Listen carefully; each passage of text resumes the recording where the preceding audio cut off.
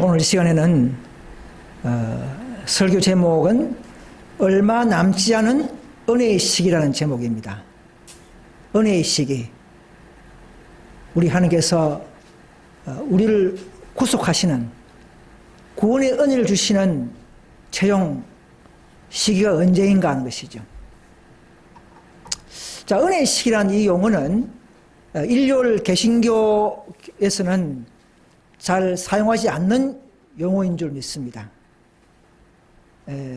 우리는 이제 계시를 통해서 알기 때문에 은혜의 시기 날짜는 모르지만 그 전후 배경을 우리가 연구하면서 우리는 또 알고 있고 또 깨달을 수가 있습니다. 그래서 우리는 이 남은 교회에서의 사명이 있기 때문에 우리는 그들에게 이런 은혜의 시기 전후 배경의 사건들을 다시 한번 점거해야 할 의무가 있다고 생각합니다. 자, 먼저 마태복음 24장 32절에 보시면 34절까지 무화과 나무의 비유를 배우라. 그 가지가 연하여지고 잎사귀를 내면 여름이 가까운 줄 아나니 이와 같이 너희도 이 모든 것을 보거든 인자가 가까이 문 앞에 이른 줄 알라. 내가 진실로 너에게 말하노니 이 세대가 지나가기 전에 일이 다 이루리라 이렇게 했습니다. 지금 무화과 나무도 잎사귀를 내고 삭이 날 때에 뭔가 어떤 징조를 볼 때에 우리는 판단할 수가 있겠죠. 오늘 어떤 징조들이 있습니까?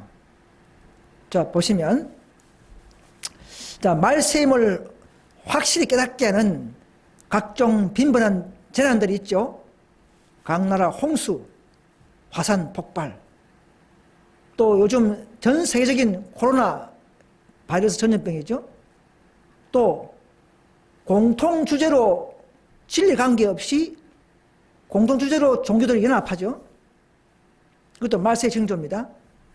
또 나라별 전쟁과 전쟁 위기, 또 각 나라 우주선으로 일어나는 지진들, 이런 것들이 이제 말세의 힘을 알리고 있고 은혜의 시기가 곧 끝날 수 있는 그런 시기에 우리는 살고 있습니다.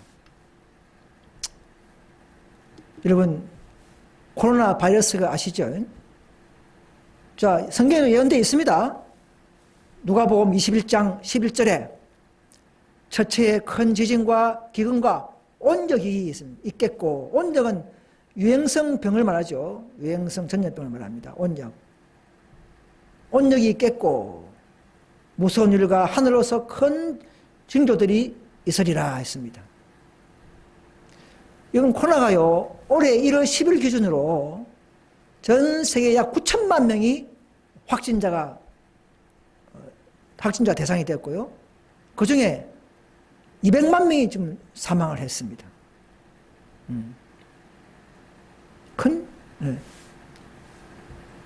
전 세계적 징조는 말세의 유일한, 정말 그 심각한 징조 중에 하나입니다. 그죠? 과거에는 뭐 지진이나 홍수가 있었지만, 부분 났지만, 이건 전 세계가 동일하게 하나님의 천년계로서의 경고를 하신다고 우리는 봐야 합니다. 물론 사탄이 일으키지만. 그래서 우리 말세에 남은 게 주신 엘렌 G 화이트 선지자의 말씀을 보면요,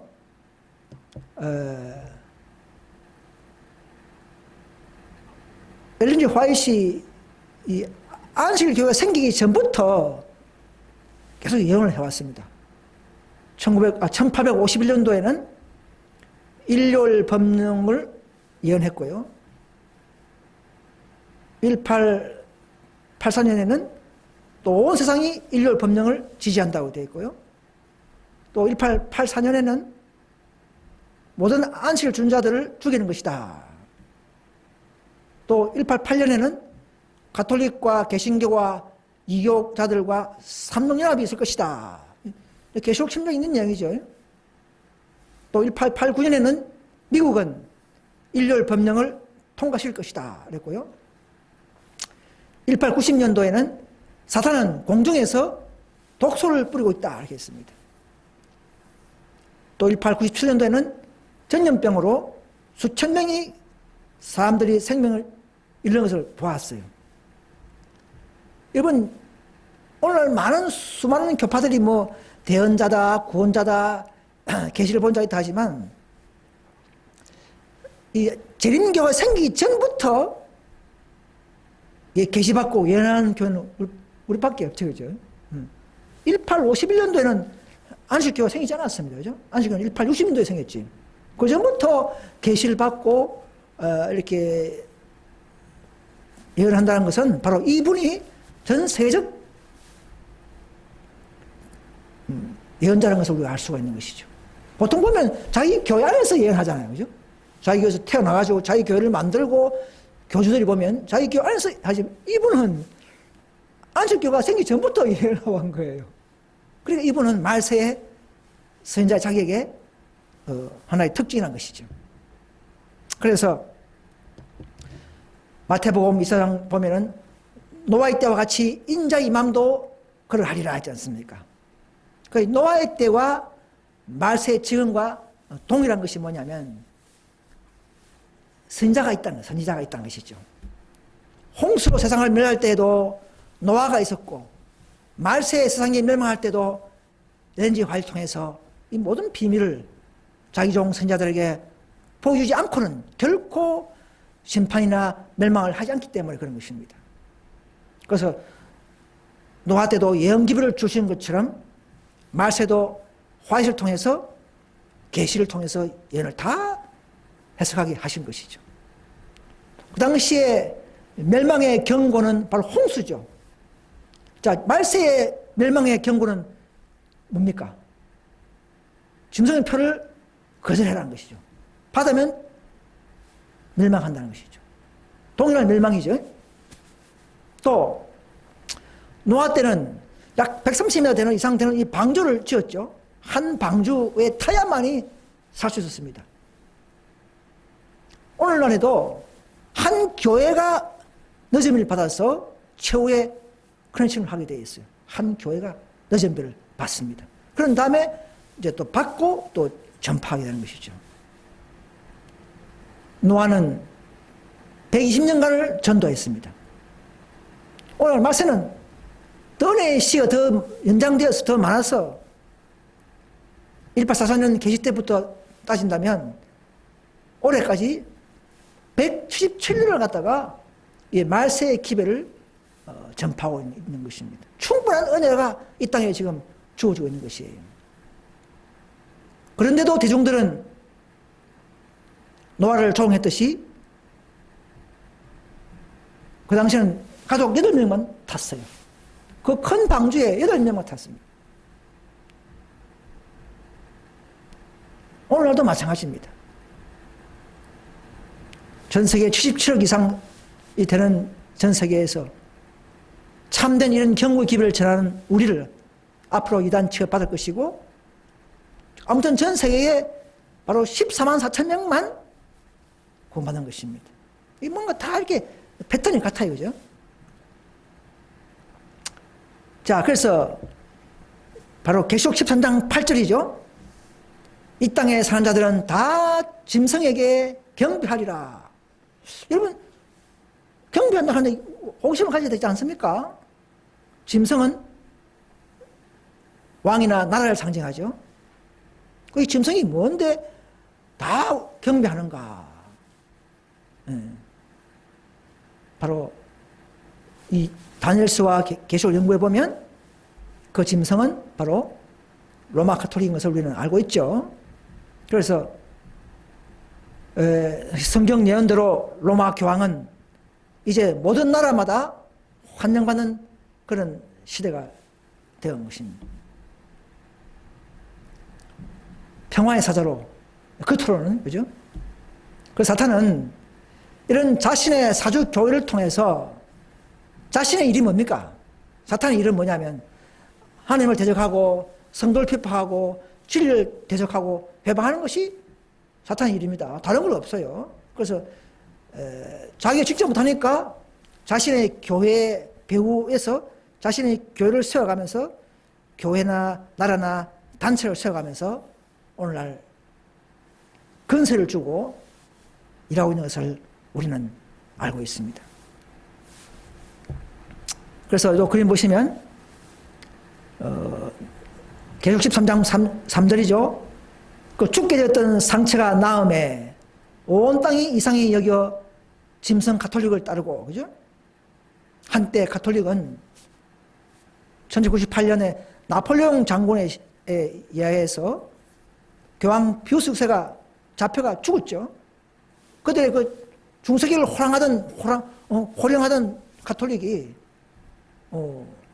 나폴레옹 장군 시대에 그 교황이 잡혀 죽어버렸습니다.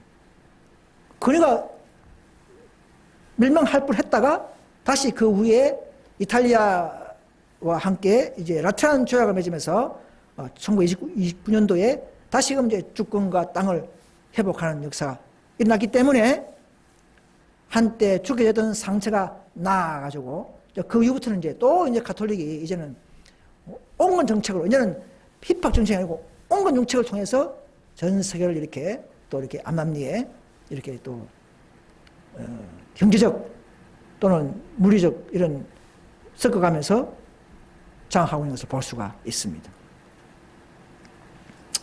그래서 가톨릭은 종교 나라지만 정치도 겸한 나라죠. 이게 좀 특징이 있습니다. 아무튼 짐승은 나라로 푸는 것이 맞습니다. 그래서 이 로마의 교황 장례식에, 그죠? 대통령들이 다 참석해서 무릎 꿇고 주목하고 있잖아요. 장례식에. 한 나라, 교주나 한 나라의 어떤 교황이 한 종단체의 수장이 죽는데 온 대통령이 와가지고 절하는 건 교도밖에 없습니다. 클린턴 대통령, 아버지 대통령 부시, 아들 부시, 전부 와서 다 이렇게. 그래서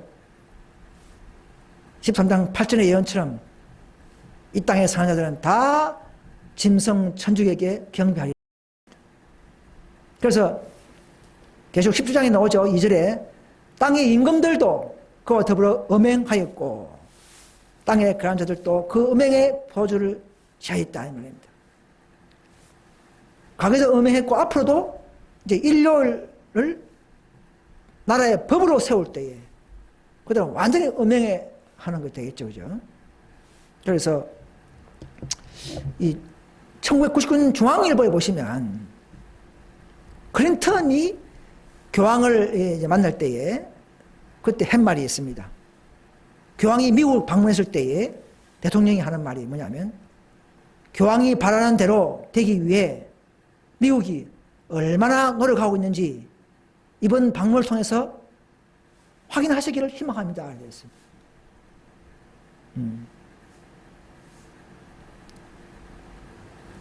그런데 이 성경에 보면 종교개혁자도 보면 루터 성경에 나오죠.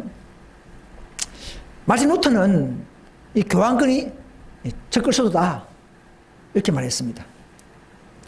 불법의 사람 곧 멸망의 아들이 있는데 우리는 여기서 교황권이 진짜 적그리스도의 근자에 앉아있다는 사실을 확신하는 바이다. 루터가 이런 말을 했습니다.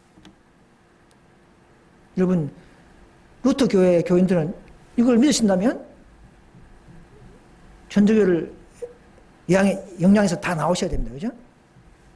또 요한의 설례는 이런 말을 했습니다. 로마 교황권이 바로 제 사람이라는 사실을 강조하는 바이다 이렇게 말했습니다. 또 존 칼빈은 어떻게 했냐면 나는 교황이 그리스도의 대리자라는 사실을 부인한다. 그는 적 그리스도다. 나는 그가 교회의 머리라는 사실을 부인한다. 이렇게 해서 이 신실한 교육자들도 열심히 성경을 연구하면서 그 짐승, 자간뿔, 13장, 17장에 나오는 그 모든 그 음녀들이 다 로마 교황권이라는 것을 다 알고 깨닫고 죽었다는 사실입니다. 우리만 가르치는 게 아니었어. 그죠? 오늘날 존 칼빈과 요한 웨슬레와 루터의 후손들이신 개신교인들은 이것을 깨닫고 다시 한번 이 계시록을 연구하셨어. 그 교환권의 전후 배경과 미래를 더 깨닫고 참 진리교로 돌아올 때가 된 것입니다. 또 보시면 이 십계명과 천주교의 십계명이 있죠. 성경 출애굽기 20장에 나오죠. 십계명. 이것은 옛날에 1세기 유대 철학자인 필론이 이렇게 간단하게 10가지로 나눴어요. 그죠? 나눴습니다. 그 천주교명은 누가 나온 줄 아십니까? 천주교 십계명은 약 430년까지 살았던 5세기 초에 어거스틴 주교, 아프리카의 그 가톨릭 주교 어거스투스라고 그러죠.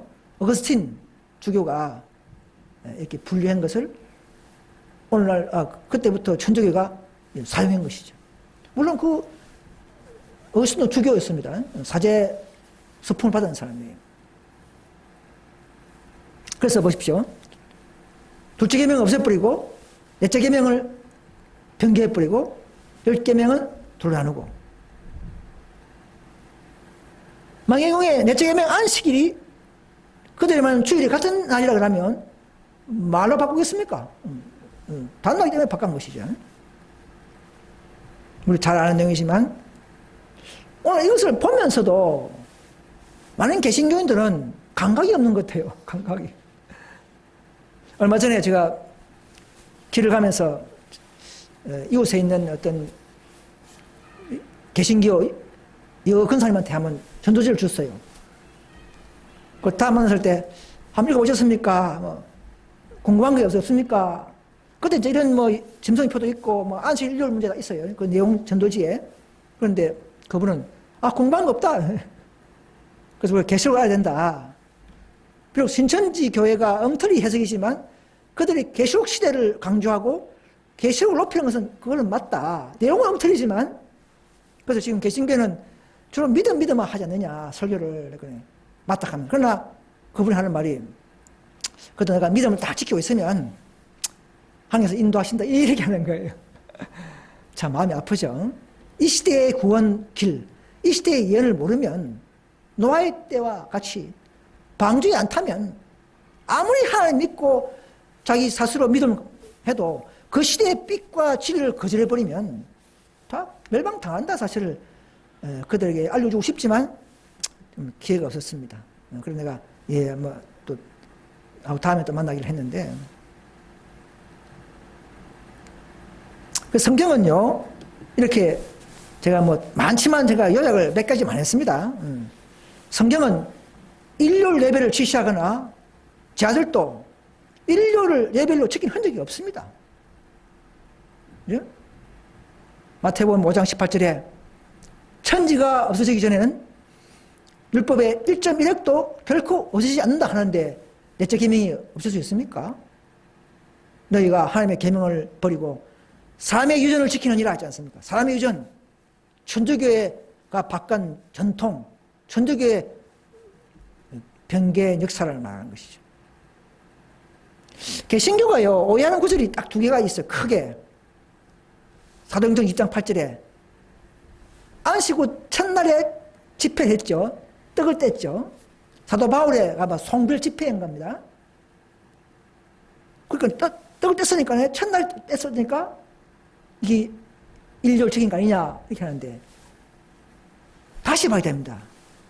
안식일 예배를 끝나고 지킨 후에 첫날이죠. 안식일 예배래요. 성경은 안식일 예배입니다. 그분이 성일이고 일요일 예배가 없습니다. 또 고전 16장 2절 보시면 매주일 첫날에 구제연금을 거두라 하지 않습니까? 이것은 뭐냐면 봐라 연복을 했으니까 예배를 했지 않느냐 이렇게 오해하셨어요. 이건 그 말 아니에요. 이것은 너희가 예루살렘 구제를 하기 위해서 첫날에 내가 갈 때 연복해 놓으면 그 습관 저축 습관을 들여놔라. 갑자기 달라면 힘드니까 첫날에 저축 습관을 기르라고 하는 것이지 공식 예배일 아닙니다. 구제헌금을 거두는 돈이지 안식일에 성일에 예배하는 헌금하는 그런 돈이 아닙니다. 그런 거죠. 구제연금. 바울이 그대로 다녔어요. 그대로 도시마다. 왜 바울이 이게 공식 헌금 같은 왜 바울이 거둡니까? 바울 교회에 내는데 바울이 그대로 냅니까? 다르죠, 그죠? 그래서 이 남은 무리의 사명 중 하나가 이 예배 계명을 회복하는 것입니다. 이사야 58장 12절에 내게서 날 자들이 오래 황폐된 곳을 다시 세울 것이며 너는 역대에 파괴된 기초를 쌓으리라. 너를 일컬어 무너진 데를 수반한 자라 할 것이며 했지 않습니까? AD 364년에 기독교 공회의, 그 당시에는 기독교 공회의지만 그게 천주교입니다. 결국은 그죠? 그때의 결의로 해서 공식 예배일로 바꿨습니다.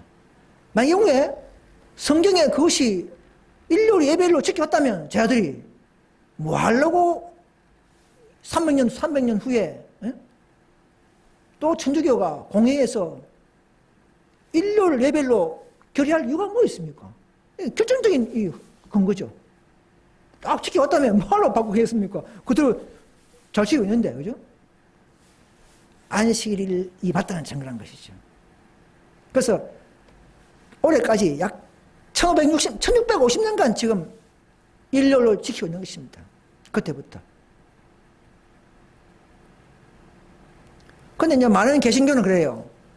그 당시에 기독교 공회의지 천주교가 아니다. 이렇게 말해요. 근데 천주교 교황 역사를 보면요. AD 60년경에 죽은 베드로도 일대 교황이라 합니다. 일대 교황. 그럼 저때 364년도에는 교황 리베리오 교황이 있었어요. 다 자기 교황이래. 그럼 364년도에 누가 했습니까? 교황이 바꾼 거 아닙니까? 그래도 천주교가 바꾼 거 아닙니까? 베드로 때부터 교황이라 하는데 그죠? 자, 그래서 이 성경의 이 예언들을 축소해서 보면 로마 가톨릭이 첫째 짐승이죠. 계시록 13장에 나오죠. 그 다음에 둘째 짐승이 미국이죠. 그 다음에 또 미국 내에 있는 개신교 단체가 바로 짐승의 우상이죠. 첫째 짐승 천주교의 꼴을 닮아가는 우상이 말입니다. 자, 이것이 성경을 보면 용이 짐승에게 건세를 주고, 그죠? 가톨릭에게 주고, 또 땅과 땅에 가는 자들로 처음 짐승 가톨릭에 경배하게 하며, 둘째 짐승 미국은 또 건세를 받아서 천주교에 받아서 이제 자기 나라 안에 있는 개신교 연합단체에다가 힘을 줘가지고는 말하게 한다 이 말입니다. 입법화, 어떤 법령을 입법화하게 한다는 거예요. 말하게 한다는 것이죠. 그래서 그 법령에 경배하지 않으면, 우상에 경배하지 않으면 다 죽인다는 이 놀라운 사형 사건, 살인 사건, 이런 사건을 두고 어떻게 우리가 연구 안 하고 호심이 없이 개신교를 다닐 수 있습니까? 난 그들이 놀라운 사실이에요. 마귀는 이 계시록을 연구하지 못하게 하는 것이죠. 또 사이비 단체들이 이런 계시록을 많이 가르치니까 더 실정을 느껴서 계시록을 연구 안 하게 되는 그런 원인도 있는 것입니다. 그래서 이제 로마 가톨릭이 미국에다 건세를 주죠. 지금 최근에 미국 대선 전후 부정선거를 보고 이런 대선의 결과를 보니까 우리는 결국 마시가 더 가까웠다. 이제는 그 신실하고 정의로운 나라 미국마저도 부정선거를 합법화해버리고 이렇게 어떤 패거리 운동 같은 이런 느낌이 있는 걸 볼 때에 역시 마귀가 미국을 장악했다. 가톨릭의 어떤 되었다는 것을 느낄 수 있겠죠. 그래서 앞으로 결국은 이 사탄은 하나님의 진리를 대적하는 거기 때문에 예배 계명, 성화의 계명을 변경하는 것이 가장 그의 목적이기 때문에 그래서 인류를 바꾸는 것이죠. 가톨릭을 통해서 앞으로는 이제 미국 내에 있는 가톨릭을 따르는 짐승의 우상단체가 나타나서 곧 나타나겠죠. 나타나서 이제는 역시 가톨릭의 표, 긍의의 표, 일률, 사탄이 좋아하는 사탄의 계명, 인류를 높이는 이런 일이, 휴업하는 일이 이 땅에 일어나는 사실을 알고 지금 이런 예언을 듣고 또 연구하시면서 참 남은 무리로 여러분 합류하셔야 합니다. 그래서 각 나라는 앞으로 지금 코로나 때처럼 심각한 재난 때문에 하나님이 놓였다. 하나님의 날이 언제냐? 일요일 아니냐? 그래서 주의를 높이자. 주의를 그렇게 지키자. 이런 일이 앞으로 일어납니다. 두고 보십시오. 그래서 이런 개혁운동, 이런 거짓 개혁운동이죠. 개혁운동과 복지운동을 통해서 법령을 내세워서 인류를 휴업하게 하고 나중에는 이제 강제로 양심의 자유를 억압하면서 안식을 지키지 못하게 하는 일까지 가는 것이 그때서 마귀가 이제 드디어 이제 마각을 드러내는 것이죠. 처음에는 모르죠, 그죠? 복지운동이니까. 그래서 끝까지 안식을 지키는 무리들을 나라의 법과 질서를 어기는 자로 여기고 벌금, 투옥, 마지막 사형 선고까지 내리는 일이 있을 때 우리는 도망가죠, 산으로. 그것이 이제 클라이막스입니다. 우리는 다 알고 있는 내용이지만 이런 단순한 이 예언들을 다시 한번 개신교에서 개신교가 듣도록 저는 말씀드리는 것입니다. 그래서 이 보면 미국에서부터 일요일 성수 법령이 제정되어서 전 세계가 동조한다 이 말입니다. 특별한 의미로 하나님의 율법이 미국에서 폐지될 때가 다가오고 있다.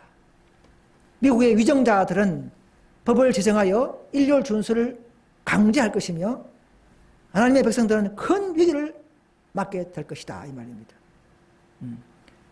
제7일 안식일로 지키는 사람들 권력으로 억압할 때 하나님의 율법은 사실상 미국에서 폐지된다.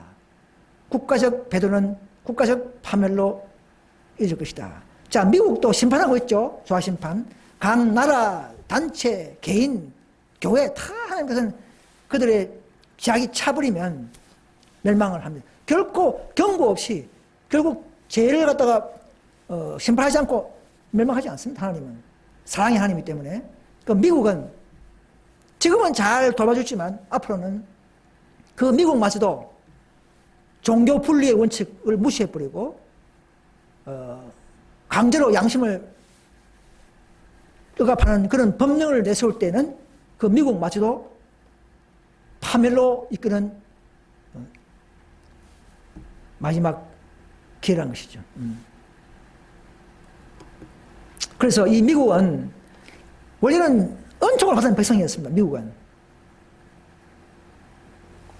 미국은 신대륙 미국은 계속 12장에서 나오는 여자가 도망해서 강렬 도망해가지고는 양육 받았죠. 여자가 유럽에 있는 천주교 가톨릭의 영향을 피해서 그 필그림 파더들이 청교도들이 다 도망와가지고 미국으로 배신 가서 정말 자유롭게 신앙하자.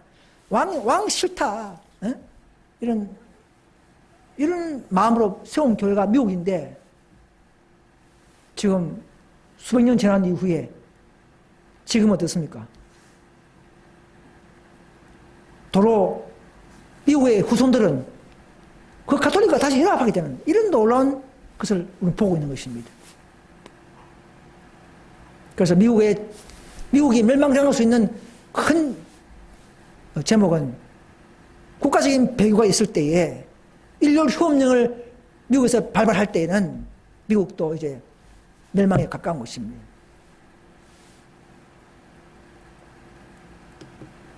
그래서 곧 미국 내에서 천주교 우상단체, 즉 개신교연합단체 되겠죠. 아직까지 우리는 미지수입니다. 우리는 아직 눈으로 보지 않아요. 암남리에 형성되고 있었겠죠. 세워져서 정치와 연합하여 일요일 휴업령이 제정되면 세상 끝이 가까우며 그들도 멸망할 것이다 이 말입니다. 개신교회도 마찬가지죠.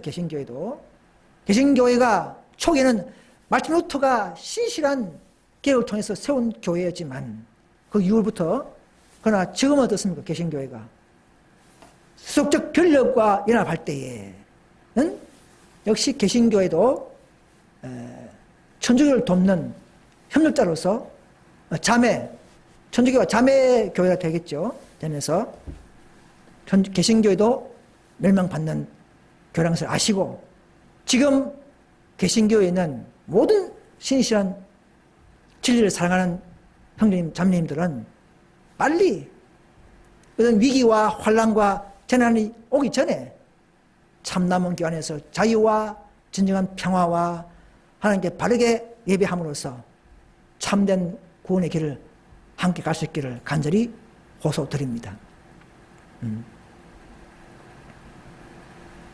근데 이걸 보면서도 마귀는 다 잠재워서 간에서 양심 묻어져가지고는 들어도 흘려버려요. 안 들어. 자기 방법대로 믿으려고 하고 자기 방법대로 믿으려고 해요. 예언대로 성경대로 믿으셔야 합니다. 그래서 이 앞으로 일요일 휴업령, 즉 은혜의 시기 전후의 배경을 좀 말씀드리겠습니다. 이 은혜의 시기 있기 전에 어떤 일이 있느냐. 코로나가 시작되고 각종 재난들이 점점 증가하겠죠. 앞으로 뭐 지진, 홍수, 폭발, 뭐 전쟁까지 계속 지금 앞으로 일어납니다. 아주 무시무시한 정말 기절할 정도로 이런 재난이 있는 것입니다. 미국 내에서 드디어 개신교 연합단체가 이제 생기를 받아서 말하는 단체가 나타납니다. 그죠? 짐승의 우상이죠. 그래서 미국에서부터 일요일 법령을 제정 시작합니다. 전 세계가 다 동작했죠. 그때 남은 우리는 이제 일요 늦은비 성령을 받고 최후의 복음 전파하는 기간입니다. 짧습니다. 몇 년 안 되죠. 그래서 지성소에서 봉사할 13만 1000명이 인치는 사업이 급속도로 빨리 진행될 것입니다. 지금도 진행되고 있고 인치고 있습니다. 마귀는 최후의 발악으로 속이기 위해서 온갖 이적과 일요일이 마치 성스러운 것처럼 온갖 그런 이상한 현상을 일으키면서 사람들을 미혹시킬 것입니다. 그러나 신실한 안식일 무리들은 피파하여 동굴로 산으로 막 다 도망갑니다. 아무튼 미국에서부터 이제 인류 혁명이 시작되면 어느 시기까지 길어봐야 약 3년 정도, 정확한 기기는 모르지만 약 3년 정도라는 것이죠. 그리고 어느 시기 끝나면 7장이 한 1년 정도, 아마 1년 미만입니다. 왜냐하면 가감해주기 때문에. 왜냐하면 재앙이 길면 아무도 못 살기 때문에 좀 빼준다. 그래서 합쳐서 한 3년 반 아마 돼 싶어요. 인류 후임이 나면 3년 반밖에 안 남았습니다. 여러분, 하늘에서 은혜 시기가 끝나는 것은 아무도 모르죠.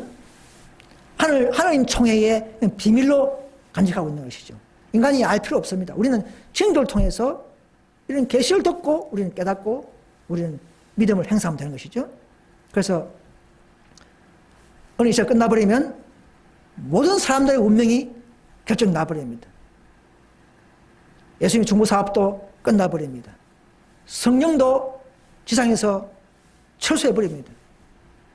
더 이상 품성 변화가 없이 각자 믿음만큼 고정되어 버립니다. 의인들의 조화 심판도 마쳐버립니다. 의인들의 인천 사업도 마쳐버립니다. 그 후에는 사탄이 인받지 않은 자들 전부 다 장악해버리면서 자기의 수하로 이끌어버립니다. 그때는 뭐 내 이성이 없기 때문에 양심도 없어져버리고 완악해져버리고 완전 그렇게 돼버리죠. 지금 아직도 양심이 살아있을 때에, 아직도 지금도 우리가 일할 기회가 있을 때에 우리는 이런 진리를 듣고 여러분 더 한층 더 바른 구원의 길을 합류하셔야 하는 것입니다. 여러분 베드로서 보면요, 사랑하는 자들아 주께서는 하루가 천년 같고 천년이 하루 같다는 이 한 가지를 잊지 말라지 않습니까? 그래서 보면은 지구 창조를 6일만 했죠. 7일째 안식을 했고, 자, 이 패턴이 반복하죠. 6천년 구속 사업을 하고 7천년째, 그죠?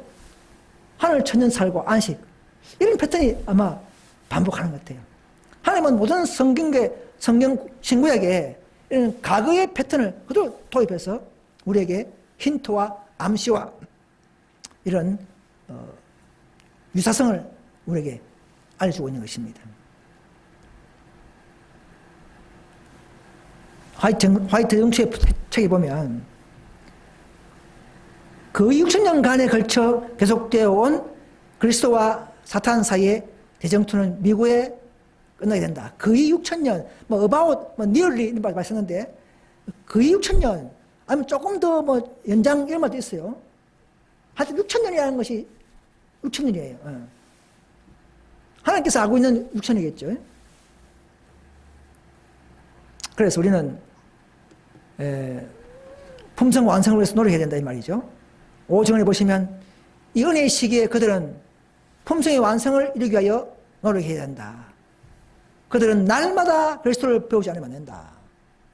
그들이 품성의 결함이 없는 완전한 잘못이 없는 사람이기 때문이 아니라 이런 결함들이 있음에도 불구하고 하나님의 사업과 관련되어 있다. 이 말이 뭐냐면요, 또 완전히 돼가지고 나가는 것이 아니고 좀 결함이 있더라도 회개하고 나가면서 하나님 사업을 하도록 그렇게 은혜를 베푸고 있다는 사실입니다. 네. 자, 또 보겠습니다. 자, 은혜 시가 끝나면 더 이상 품성의 변화와 구원이 없다 이 말입니다. 5절에 보시면 은혜 시기에 우리가 꼴지은 자신의 모습은 영원히 그대로 간직할 것이다. 죽음은 육체를 분해시키지만 품성의 변화를 이루어주지 못한다. 그리스도의 오심이 우리의 품성을 변화시키지 못한다. 그 사건은 오직 영원히 변할 수 없도록 품성을 고정시킬 뿐이다. 예수님이 와가지고는 뭐 품성을 변화시키는 게 아니고, 여러분 지금 우리가 품성을 변화하지 않으면 영원한 기회가 없습니다. 앞으로 재난과 환란이 올 때 흥분되고 막 우왕좌왕하는데 그때 언제 진리를 믿고 진리를 들을 데가 없어요. 말씀의 기근이에요. 지금 우리가 조용할 때에 이런 연의 기별과 품성의 성화에 관한 모든 기별들을 우리는 들을 기회가 있다면 들으셔야 합니다. 마귀는 이런 길을 놓치게 만들어버립니다. 그냥 예수 믿으면 구원이 있다 이런 말만 하면서 단순히 믿게 하는 것입니다. 단순도 단순 나름이죠, 그죠? 모든 말씀을 연구하면서 단순히 믿어야 되는 것이죠. 자, 그래서 이 노아의 때도 보면요, 방주에 가족만 탔지만, 그러나 노아가 뭐 실패했습니까? 노아가 전도를 못했습니까? 아닙니다. 노아는 120년간 인내하면서 차질 없이 그 시대의 기별을 잘 전했습니다. 그럴 때에 하나님은 불신자들에게, 그 당시에 세상 사람들에게 유죄 선고를 할 수 있는 것이죠. 7절을 보시면 노아는 홍수 전에 사람들에게 120년간 전도했다. 그러나 이 귀중한 은혜의 시기를 식별한 자들은 소수였다. 노아와 그의 가족 외에는 한 사람도 있는 사람들로 헤아려져 방주 안으로 들어가지 않았다. 세상의 모든 국민들 중에서 8사람만이 그 기별을 받았지만 그 기별은 세상을 유죄 선고했다. 빛은 그들을 믿게 하고자 주어졌다. 그 빛에 대한 그들의 거절은 그들의 멸망을 입증했다 이 말입니다. 오늘도 마찬가지예요. 셋째 선사 기별, 안식에 대한 기별, 또는 셋째 선사 기별, 또 넷째 선사, 한층 더 발전된 다섯 천사의 이런 기별들을 보면서도 빛을 보면서도 거절하면 결국은 유죄 선고를 받게 되고 언젠가 그들의 행위에 따라서 그들은 멸망으로 흘러가게 될 것입니다. 그 당시에도 노아 때도 120년간 그들이 빛을 받았기 때문에 충분히 그들은 멸망할 수 있었어요. 여러분 오늘날도 우리가 이 교회 안에 몇 명 들어오냐를 따지지 마시고 더 큰 사업이 뭐냐, 저 죽어가는 수백만 명이 죽어가는 이 한국에도 약 5천만 명이 이 진리로 죽어가는 사람들을 위해서 우리 하나님이 유죄 선고를 할 수 있도록 협력하는 것이 우리의 가장 중대하고 또 시급한 사업인 줄 믿습니다, 여러분.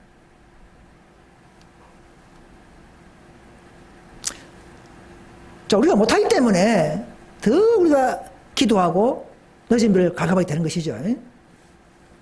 아무튼 그런 정신가지는 가져야 되는 것입니다. 그래서 우리를 통해 세상이 경고를 받을 때까지 천사들은 큰 전쟁 바람을 붙들고 있다는 것입니다. 은혜의 시기에 행할 우리의 의무. 우리 의무가 있습니다. 남은 우리는 특별히 의무에 대한 사명감에 대한 의무에 대한 그 책임감을 깊이 느끼게 합니다. 그래야 남은 교회에 자격이 있어요. 내 개인의 품성만이 아니라 우리는 세상에 대한 의무가 있다는 사실을 아는 것까지 우리 더 개발되고 관념이 넓혀져야 하는 것입니다. 세상의 이 말 멸망에 대하여 온 세상 사람들이 경고를 받을 때까지 천사들은 전쟁의 바람을 붙들고 있다. 하나님께서 당신의 천사들에게 바람을 놓으라고 명령하실 때에는 인간의 글로 도저히 묘사할 수 없는 광경이 벌써 것이다 이 말입니다. 지금 인천 사업이 끝나버리면 천사가 바람을 놓으면 온 세상을 그야말로 전쟁의 도가니 되고 그때는 정신을 못 차릴 정도가 되어버리는 것입니다. 이 놀라운 세상의 멸망의 이런 전후 배경 사건을 우리가 알고 있습니다. 여러분 이 진리를 자기의 방법대로 전하고 싶지 않습니까? 네. 여러분 은혜식이 끝날 때까지 전도지 뿌리는 거, 그죠? 책자 전하는 걸 문서노자가 해야 할 일이 계속 있다 이 말입니다. 은혜식이 계속되는 한 문서전도자가 일할 수 있는 기회는 있다.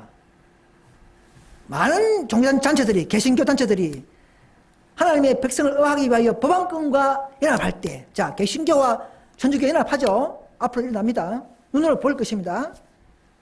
그러나 그래 하더라도 신앙의 자유가 있는 곳에는 남은 것이 뭡니까? 서적 전파, 전도는 개방된다 이 말입니다. 한 곳에서 박해가 있어든 또 다른 곳으로 가라 이 말이죠. 그래서 아무튼 온 동네를 다 다니지 못하여 인자가 오리라. 전 세계에 다 복음이 전파 안 되더라도 100% 인자가 오신다는 것입니다. 부족한 부분은 늦음을 통해서 하게 하실 것입니다. 이건 마가다락 땅에 있는 사람들이 무슨 능력이 있습니까? 그죠? 전 세계에. 오늘날 우리도 마찬가지예요. 그들은 늦은 비에, 이른 비의 능력을 가지고 사명을 이루었어요. 오늘 우리가 이 적은 무리가 무슨 일을 하겠습니까? 늦은 비를 간구할 수밖에 없겠죠. 그럴 때 늦은 비를 통해서 이 사업을 이루시게 하는 하나님의 섭리를 우리는 깊이 느껴야 합니다. 그래서 하늘에서 다교다는 말이 있기까지는 언제나 일할 장소와 기별을 받을 사람들이 있다는 것입니다. 다교다 할 때까지 우리는 전도지도 뿌릴 수 있으면 뿌리고, 책도 뿌릴 수 있으면 뿌리고, 봉사할 땐 봉사하고, 각자의 방법으로, 우선 인터넷으로, 그죠? 이렇게 우리가 다 노력해야 됩니다.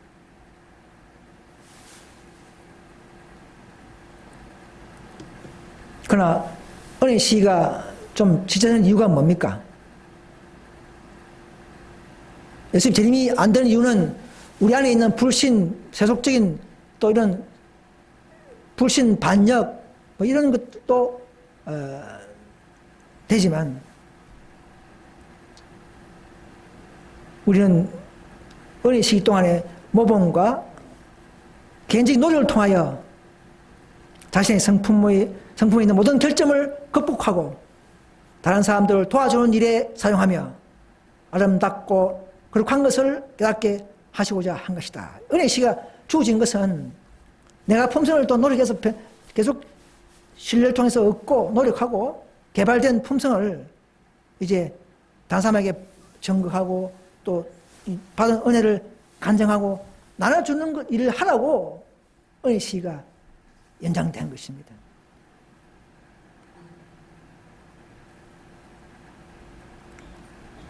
여러분, 우리는 지금 우리가 품성이 진리로 변화되어야 합니다. 여러분, 진리가 없는 곳에는 한계가 있죠, 그죠? 품성이라도 한계. 왜? 진리만이 우리를 거룩하게 하기 때문에 진리를 믿지 않는 교세에서는, 즉 인류를 개신교 안에서는 100% 그리스도를 담는 성화는 불가능합니다, 여러분. 왜? 넷째 계명이 넷째 계명도 성화 계명이죠. 에스겔 20장 12절 20절 보시면 넷째 계명을 안 지키는데 어떻게 온전한 성화가 가능하겠습니까? 그래서 개신교에서는 다 나오셔야 한다는 것입니다.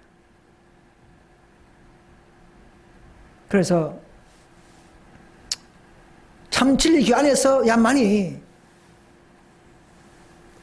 변화되고 어렵게 되고 늦은 비를 통해서 더 완전히 이제 변화되니까 진리교가 얼마나 중요한지를 여러분 알아야 합니다.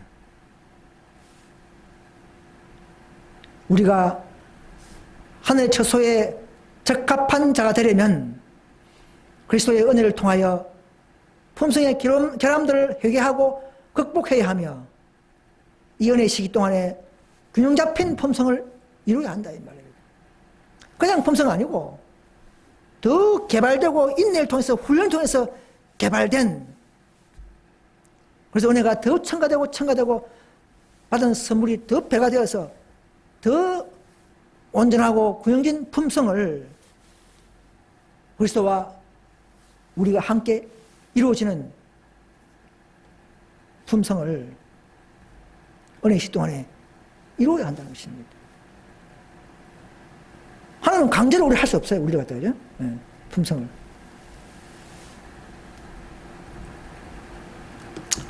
은혜의 시기를 계속 거절한 자들에게는, 은혜를 계속 거절한 자에게는 은혜의 시기가 끝나고 있다 이 말입니다.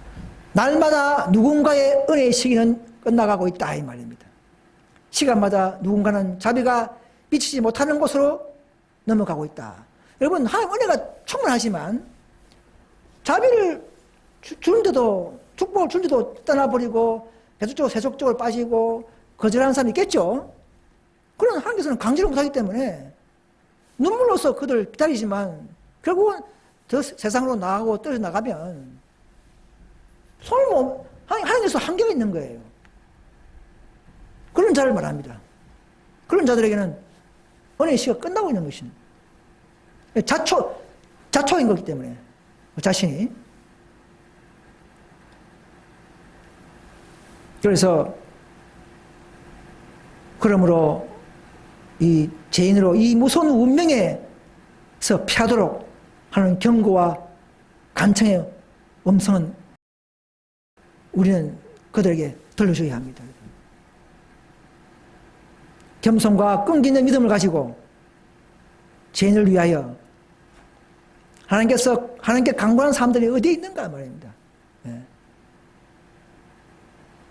정말 우리 성령이 있다면, 정말 내가 감사함을 느꼈다면, 정말 내가 은혜를 받고 내 죄를 깨닫고 용서해 주신 그분을 감사한다면 우리가 각자의 방법으로 일하게 될 것이라는 것입니다. 이것이 황금률이에요.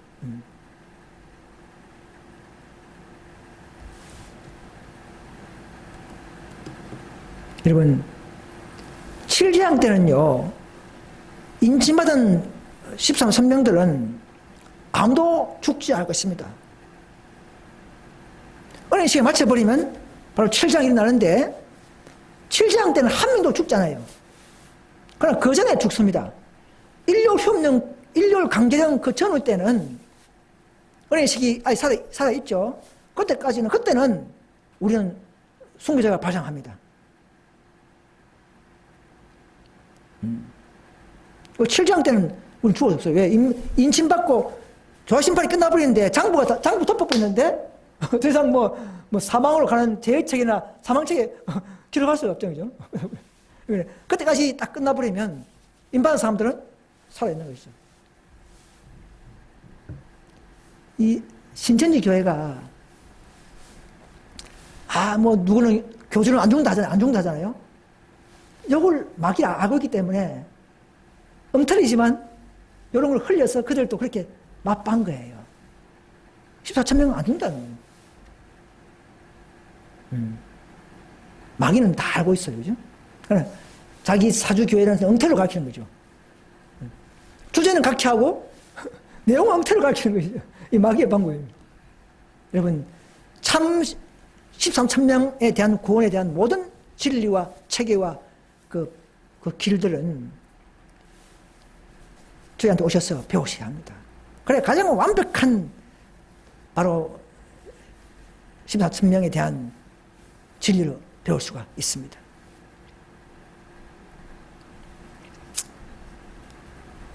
예수께서 중보의 보좌에서 일어나신 후에는 모든 사건은 결정이 날 것이며 하나님 백성들에게 이르러오는 압박과 죽음은 더 이상 진리를 위한 정이 되지 않을 것이다. 우리는 죽어도 순교적으로 죽는 것이죠. 진리를 전하다가, 그리고 우리 죽을 때는 많은 사람들이 또 어떤 깨달음이 되고 돌아올 수 있는 계기가 될 수 있는 것이죠. 그런 죽음만이 순교가 있습니다. 그러나 필요한 사람에게는 그렇게 하실 거예요. 그러나 일요일 수업이 끝나고, 은혜시 끝나고 난 이후는 그때는 더 이상 순교할 필요가 없죠. 순교할 필요가 없습니다.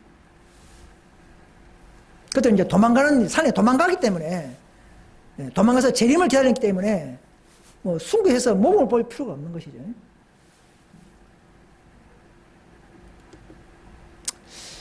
삼복음에 보시면 우리는 이 세상 역사의 마지막 장면에 살고 있다. 예언들이 신속히 성취되고 있으며 은혜의 시기는 빨리 지나가고 있다. 우리에게는 단 한순간이라도 낭비할 시간이 없다. 우리는 잠자는 파수꾼으로 박인되지 않도록 하자.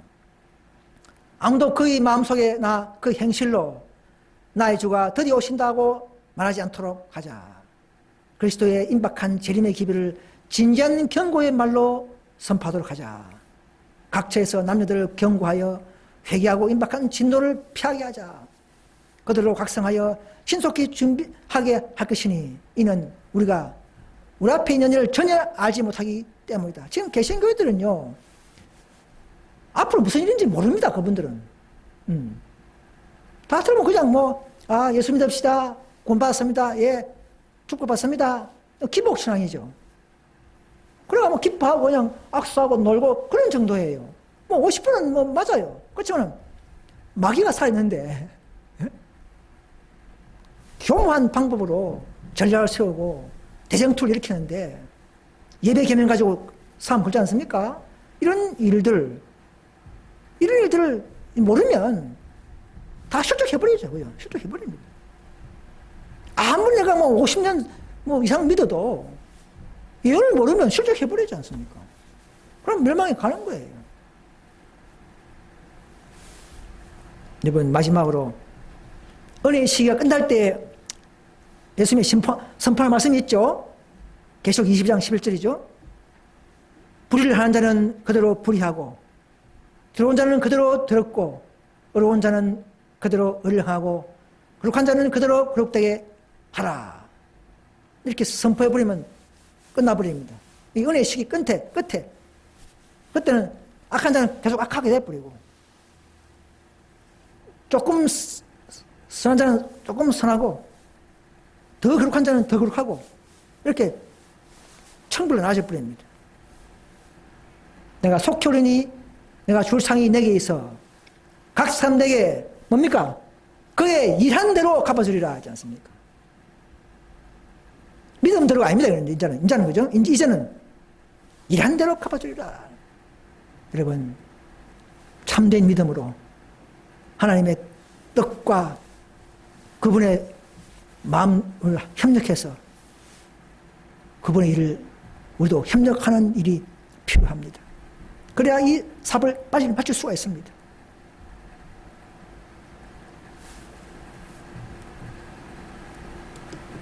마지막으로 마태복음 24장 30절 30절 말씀을 읽고 마치겠습니다. 그때 인자가 인대의 징조가 하늘에서 보이겠고 그때 땅의 모든 족속들이 통곡하며 그들이 인자가 구름을 타고 능력과 큰 영광으로 오는 것을 보리라. 그가 큰 나팔 소리와 함께 천사들을 보내리니 그들이 그의 택한 자들이죠. 몇 명입니까? 그때는 13만 1,000명밖에 안 남죠. 하늘 이 끝에서 저 끝까지 사방에서 모으리라 이 말입니다. 마지막 모으는 끝이는. 여러분, 이제 곧 오실 예수 재림 시에는 이 글을 보시는 이 말씀을 듣는 모든 분들이 짐승의표 일요일 강제 휴업령이죠. 일요일 강제 성수령이죠.를 거절하고 도망하여서 피신했던 바로 13만 1,000명 무리 안에서 부디 저와 여러분들이 다 만날 수 있기를 간절히 호소드리고 기도드립니다. 이것으로 말씀을 마치겠습니다. 감사합니다.